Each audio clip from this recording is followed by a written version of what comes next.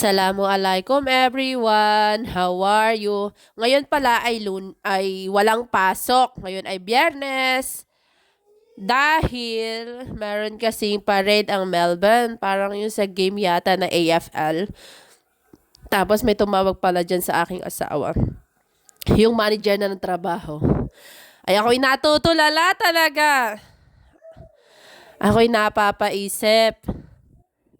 Ay ganyan naman kami lagi. Pag yung asawa ko'y natutunugan ko na pupunta sa Intersted.